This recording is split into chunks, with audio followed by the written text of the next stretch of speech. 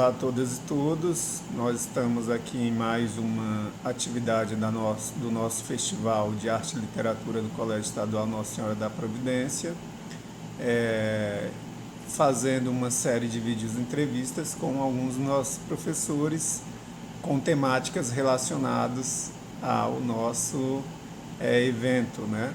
Que é a questão da consciência negra, né, e outras questões relativas à negritude, à questão racial. Né? E a gente está aqui com a professora Rosângela, né, e gostaríamos, portanto, que a senhora se apresentasse e falasse um pouco da sua formação, professora. Olá, olá a todos. Meu nome é Rosângela, faz 3 anos que moro aqui em Lajeado, né? Sou formada em letras, né? Licenciatura plena, português, inglês e formada também pela vida, né? Pelas experiências da vida, por aquilo que nós vivemos no nosso dia a dia, na nossa história. Valeu, professora Rosângela. A nossa ideia aqui é um pouco falar, né? Hoje a professora Rosângela está atuando como coordenadora pedagógica aqui na escola, né, professora, junto às turmas de EJA, e a gente queria um pouco abordar sobre a importância de se discutir, né, de se trabalhar a consciência negra nas escolas, a cultura africana no geral, né, nos últimos anos discutiu-se muito a necessidade de abordar esse conteúdo, né, nas aulas, sobre cultura africana, sobre cultura afro-brasileira, né? E aqui, né, geralmente, tradicionalmente no colégio, nós realizamos o Dia da Consciência Negra e eu queria que você falasse um pouco, né, sobre a sua visão de se trabalhar essa questão, com importância. Olha, é necessário e urgente, né? Nós vivemos num país que se diz que não é racista, mas nós que somos negros, nós sofremos constantemente no nosso dia a dia a discriminação, o preconceito, o racismo, que é encoberto, eu diria incubado. Né? Então é necessário que a educação, que as escolas em si trabalhem esse tema. Né? Trabalhem esse tema sempre, não só no dia 20, no dia que é dito Dia da Consciência Negra, mas no dia a dia, né, diariamente, porque nós podemos ver que, infelizmente, as pessoas, elas não foram disciplinadas, não foi ensinada a respeitar o outro, né, a cor, nacionalidade, né, não teve esse respeito. E a educação precisa se posicionar a favor desse trabalho, a favor da inserção dessa literatura afro-brasileira, né, nas nossas escolas, para que as pessoas saibam da importância do negro na sociedade e na nossa história. Né? Porque o que nós vemos na história é o quê? O negro escravo. Você estuda em história o quê? O negro escravo. Só se vê o lado da escravidão, do sofrimento. Né? E não se aborda os outros temas, os outros lados da vida do negro na sociedade, no mundo em geral, principalmente no Brasil. Bacana, professora Rosângela. Acho que na sua fala você traz 2 aspectos importantes, né? O primeiro, essa questão de que não basta a gente trabalhar a questão da cultura negra apenas no Dia da Consciência Negra, né? No mês de novembro. Infelizmente, a gente acaba, né, caindo nessa cultura de abordar isso. E outro aspecto importante que você trouxe é de que, geralmente, no dia a dia da sala de aula, nós trazemos muito essa questão da escravidão, né? Nós focamos muito nesse aspecto da cultura negra e nos esquecemos de trazer os exemplos positivos, as experiências exitosas, né? A contribuição dos negros para o desenvolvimento da nossa sociedade. Você comentasse, então, um pouco mais sobre esse aspecto, né, de também abordar esse lado positivo, esse legado. cultura negra? Olha só, veja, se eu falo sobre a escravidão e sobre o fim da escravidão, eu tenho que abordar como foi que os negros saíram. Né? Aí o pessoal diz, mas existe muito negro marginal, muito negro que não consegue estudar. Mas por que ele não chegou? Até uma briga com relação à cota, que nós não vamos entrar nesse detalhe agora, né, com relação a essa cota, mas por que chegou ao ponto de cota? Né? Quando o negro foi liberto, ele levou o quê? Ele saiu com o quê? Que terra ele teve para cultivar? Né? O que ele ganhou com o fim da escravidão? Então, temos que mostrar que a injustiça com a raça negra já começa a partir do momento em que ele foi liberto. Porque se foi liberto, ele tinha que ter onde ficar, tinha que ter terras para plantar. Né? Então, aí, além da injustiça, a gente também vai... O que é que nós podemos ver aí? A superação, o começar do zero, o sair sem nada. Né? Digamos, por exemplo, que saiu com uma enxada, né? Alguma coisa assim, pegou uma terra que não produzia e começou a produzir. Né? Então, a gente vê a superação a partir daí. Foi injustiçado, mas foi se superando.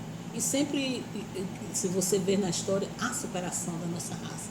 A nossa raça se supera, né? Vem se superando, mesmo em as dificuldades, mesmo em meio, mora numa favela, tem as dificuldades, a pobreza, não tem água encanada, não tem isso, não tem aquilo, mas também a união, né? Ali eles um ajudam o outro. Né? Existem vários negros e negras que se destacaram no nosso país, não só Pelé, né? Mas existem cientistas, né? Médicos.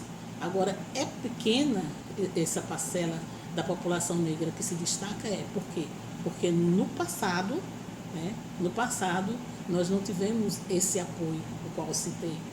Então, nós tivemos que nos superar, né? Trabalhar para viver, trabalhar para poder entrar numa escola pública, para estudar. Então, N dificuldades foram enfrentadas por nossa raça, né?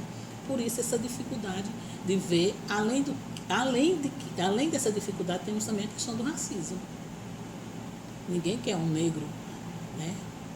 Como gerente de um banco, à frente disso ou daquilo. Graças a Deus que essa visão está mudando. Né? Depois de muito esforço, muita briga, essa visão está mudando. Verdade, professora. Bem interessante isso que você fala, né? Porque a gente tem, por exemplo, o Joaquim Nabuco falou lá atrás, né? Quando do fim da escravidão, ele, no mesmo momento que se aprovou oficialmente o fim da escravidão, teve a aprovação da lei de terras, né? Que impedia que os negros tivessem acesso à terra. Aí, que liberdade é essa, né? Você aprova o fim da escravidão, mas não dá condições para que ele possa sobreviver ali de forma autônoma, tenha um pedacinho de terra para produzir, né?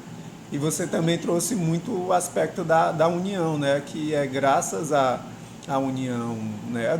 Dos negros que hoje, por exemplo, a gente tem vários territórios quilombolas, né? Isso fruto da luta, da união desses povos tradicionais que reivindicaram esses territórios, né? Esse ano a gente viu um movimento muito lindo assim, né? Infelizmente resultado de uma violência brutal, como lá nos Estados Unidos o assassinato do George Floyd, mas a gente viu brotar, né, a união e a mobilização, né, a solidariedade, né, diante daquele ato, né, desumano, deplorável. Você comenta um pouco essa questão da violência que os negros ainda são, apesar dos avanços da conquista, a violência cotidiana que a população negra ainda é submetida no mundo inteiro, né? Nos Estados Unidos, mas aqui no Brasil, quando a gente vê quem são a maioria das pessoas que estão encarceradas ou que sofrem violência policial, a gente tem um pouco essa noção, né? Infelizmente, é uma coisa assim triste na nossa realidade, porque não importa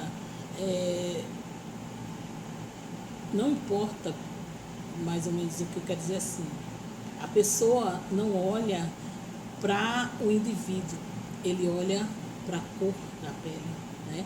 Então, se nós vimos vários casos, né, aconteceram no Brasil de um vigilante, né, matar, pegar um negro, mata, outra hora vai ali, prende e bate e não pergunta, né? Não dá o direito de defesa. Só porque é negro, acha que é negro, ele é um delinquente, é um ladrão, um assassino. Né? Infelizmente, isso é muito patente no nosso país, é uma coisa que me entristece muito, me entristece por demais e admiro, acho lindo quando há esse movimento, quando as pessoas se unem, como houve essa união, né? Vidas negras importam, então os negros se uniram e os não também se uniram e com uma só voz gritaram que vidas negras importam. Né? Essa visão tem diminuído, mas é pouquíssimo essa diminuição dessa visão racista de que negro é delinquente. Né?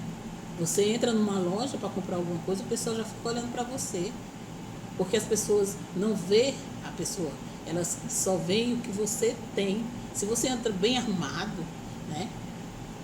Mesmo sendo negro, ainda tem uma desconfiança, mas já diminui.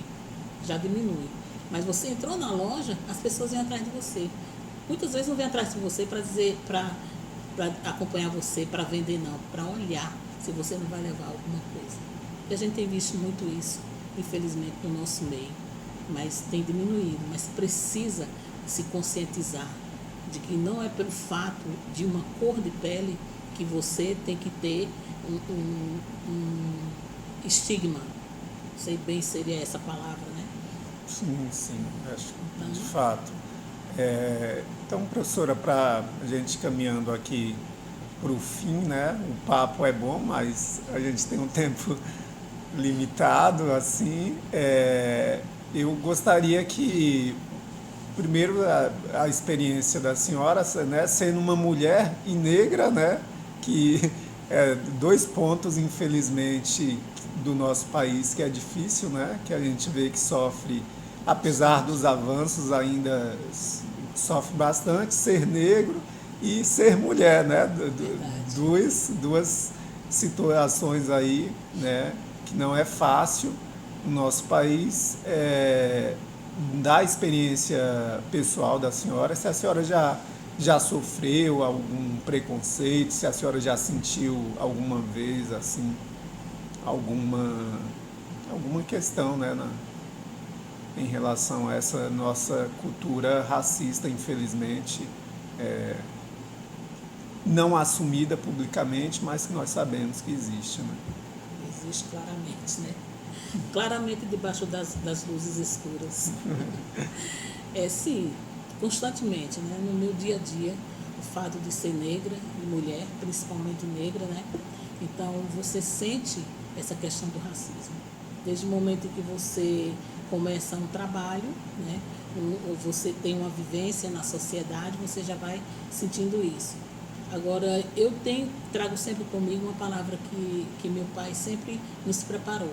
Ele falava assim, olha, quando você vê um anúncio que diz procura-se gente de boa aparência, então você já vai sabendo que essa boa aparência está implícito pessoas brancas. E ele sempre dizia, vocês têm em mãos o estude, se destaque, porque é isso aí que vai fazer a diferença na vida de vocês. E foi assim que eu fiz. E outra palavra que eu tenho, a minha mãe sempre falava, estude, tenha um emprego e se prepare para a vida, né? Para a vida, para não depender de outras pessoas. E assim eu fiz, né? Estudei, passei em concursos, né? Tenho meu trabalho, gosto do meu trabalho, gosto do que eu faço, mas já sofri preconceito racista para entrar no colégio que eu trabalhei em Pedro Afonso. Foi uma luta pelo fato de ser negra, ser mulher, né? Sofri preconceito dos alunos, né? Por ser nordestina e negra. Ainda é nordestina também. Cheguei aqui em Lajeado, sofri também preconceito no colégio dos alunos e de outras pessoas que a gente sabe da sociedade em geral. Então, quando as pessoas olham para você e você vê que você é negro, eles olham para você e já discriminam. Passam a valorizar você mais um pouco quando você abre a boca e fala, eles começam a achar que você sabe alguma coisa e muitos começam a valorizar, né? Sim. Quando eu acho que você não tem que valorizar ninguém por isso ou por aquilo, mas pelo que a pessoa é. Por ser humano, né? Pelo ser humano, independentemente de qualquer coisa. Entendeu? Independentemente. Então, é pessoa, tem que ser valorizada. Mesmo que você não abra sua boca, mas valorizar você. Mas as pessoas têm a mania de valorar, não é nem valorizar, valorar você pela sua aparência, né? Então, por aí a gente já tira o quanto uma pessoa negra e de aparência diferente sofre, né? Então, realmente eu sofri, eu percebia isso claramente, mas ia colocando a minha posição sem deixar de ser uma mulher e negra e sem desvalorizar, né, a minha raça.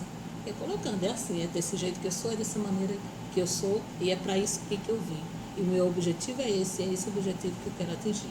Ainda tem mais coisas que eu quero atingir, lutando pela minha raça. E amo ser negra, amo ser do jeito que eu sou. Maravilha, professora.